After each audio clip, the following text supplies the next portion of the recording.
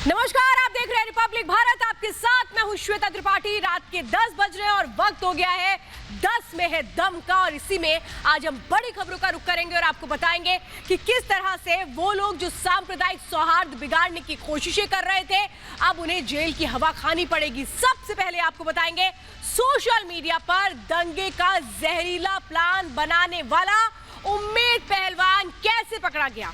3 दिनों की लुक्का छिपी के बाद क्राइम ब्रांच उम्मेद पहलवान तक पहुंची और उसे गिरफ्तार किया गया। इसके अलावा बात करेंगे कश्मीर में मोदी प्लान की। प्रधानमंत्री मोदी ने धारा 370 हटने के बाद पहली बार सर्वदलीय बैठक बुलाई है, तो अब कश्मीर में क्या बड़ा होने वाला है, इस पर भी खास रिपोर्ट दिखाएंगे। बात करेंगे ऑस्ट्रेलिया में देश विरोधियों की साजिश में फंसे विशाल झूठ के लिए कैसे देश उठ खड़ा हुआ है, इस पर भी हमारी एक्सक्लूसिव रिपोर्ट होगी। और ट्विटर विवाद पर लोकसभा अध्यक्ष ओम बिरला की दो टूक, हमारे senior executive editor Abhishek Kapoor के साथ लोकसभा अध्यक्ष की खास बातचीत, वो भी आपको सुनवाएंगे। लेकिन सबसे पहले बात दंगे का प्लान। कटघरे में पहलवान की समाजवादी पार्टी के नेता उम्मेद पहलवान पर योगी की पुलिस ने शिकंजा कस दिया है। कई दिनों तक पुलिस को चकमा देने वाला उम्मेद यूपी पुलिस के हत्थे चढ़ा। अब पूछताछ की जा रही है। निजी रंजिश को सांप्रदायिक रंग देने वाले उम्मेद की गिरफ्तारी के बाद अब इस साजिश से पर्दा उठना तय है।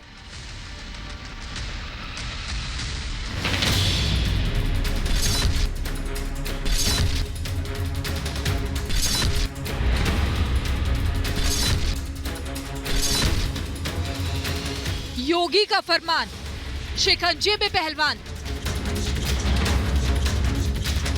बनाया जहरीला प्लान, अब भुगतो अंजाम। झूठ की खुली पोल, खत्म हुआ खेल।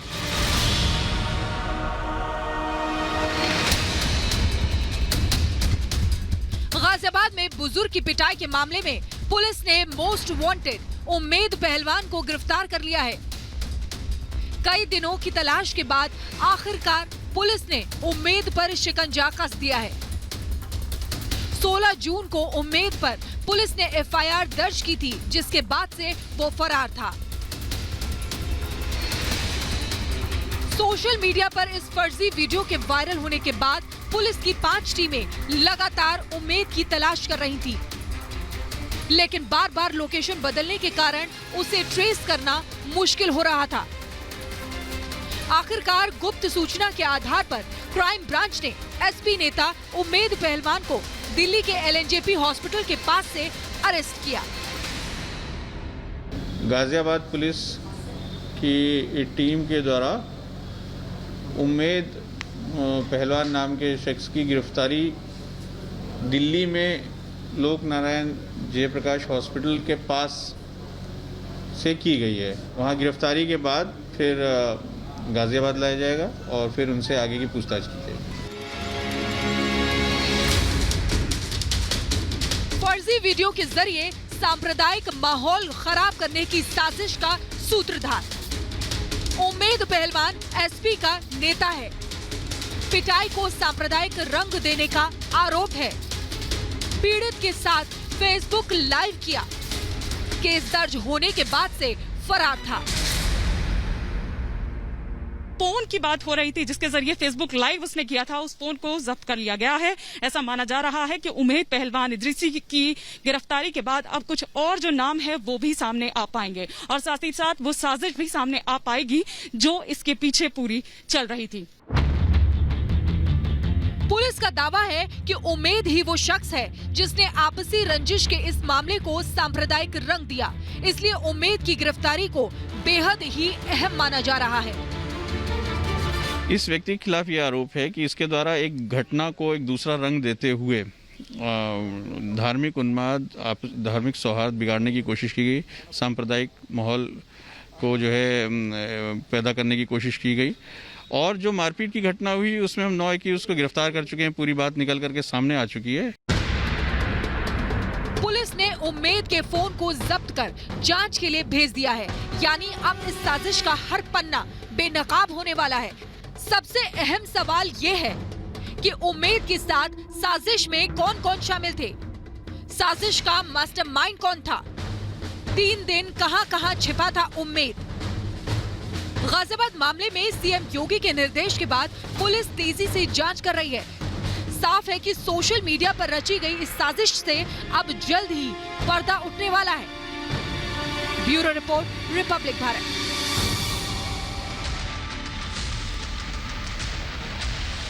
और चलिए अब बात करते हैं दिल्ली दरबार में गुपकार।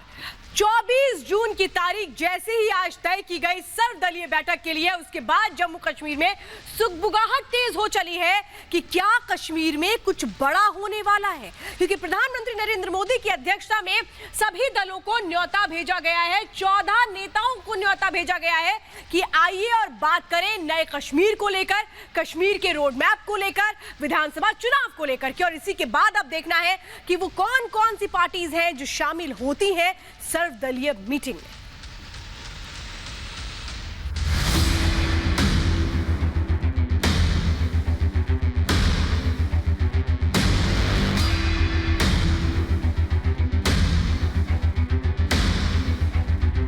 जन्नत में अमन का मोदी प्लान।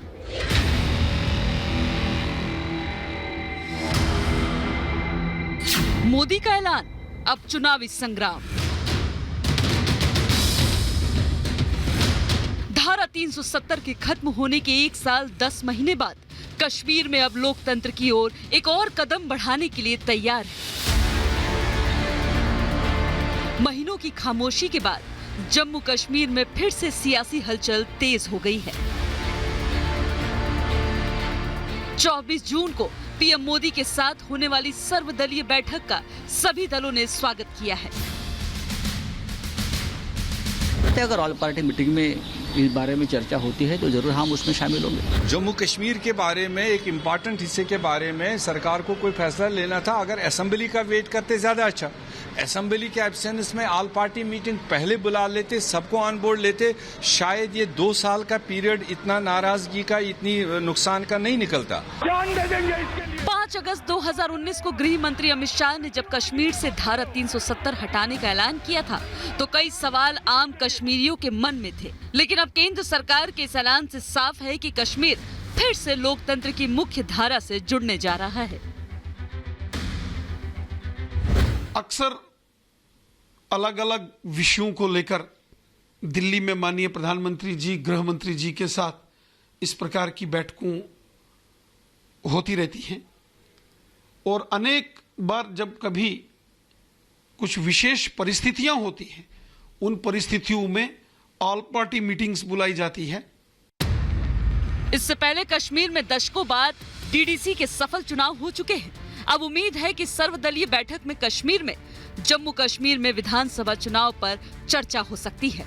इस बैठक के लिए जम्मू कश्मीर के सभी राजनीतिक दलों को न्योता भेजा जाएगा। माना जा रहा है कि इस बैठक में विधानसभा चुनाव के साथ साथ परिसीमन पर भी चर्चा हो सकती है। जम्मू कश्मीर पुनर्गठन विधेयक के पारित होने के बाद बनाया गया परिसीमन आयोग जल्द ही अपनी रिपोर्ट को सौंप सकता है। मोदी सरकार इस बैठक को लेकर कितनी गंभीर है, इसका अंदाजा इस बात से लगाया जा सकता है कि सर्वदलीय बैठक से पहले गृह मंत्री अमित शाह की अगुवाई में विशेष समिति बनाई गई है। इस समिति में गृह मंत्री अमित शाह, गृह सचिव, जम्मू कश्मीर के उपराज्यपाल और जम्मू कश्मीर के विशेष सचिव शामिल हैं। ये कमेटी सीधे प्रधानमंत्री मोदी को रिपोर्ट देगी। केंद्र सरकार की इस पहल से साफ है कि संसद में गृह मंत्री का किया हर वादा पूरा होने जा रहा है। 370 की इतिहास बनने के बाद नया कश्मीर विकास की उड़ान भरने के लिए तैयार है। अब सवाल ये है कि इस उड़ान में कौन कौन कश्मीर के साथ है। Bureau report, Republic Bharat.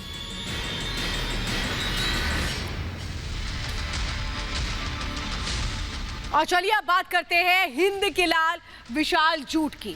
विशाल ने ऑस्ट्रेलिया में जो भारत के विरोधी थे उनके सामने तिरंगे का मान रखा और किस तरह से उसके बाद गिरफ्तारी हो जाती है विशाल जूट की। लेकिन विशाल की इंसाफ के लिए आज जन सैलाब सड़कों पर उमड़ पड़ा है। विशाल की रिहाई के लिए लगातार मांग उठ रही है क्योंकि सिडनी की जेल में बंद है विशाल, और विशाल को जल्द से जल्द इंसाफ मिले इसके लिए आवाज कैसे बुलंद हो रही है, इसी पर देखिए अगली रिपोर्ट।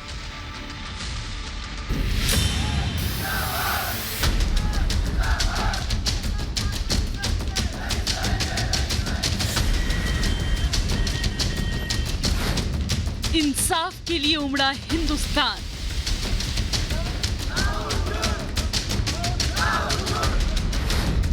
विशाल की रिहाई का संग्राम।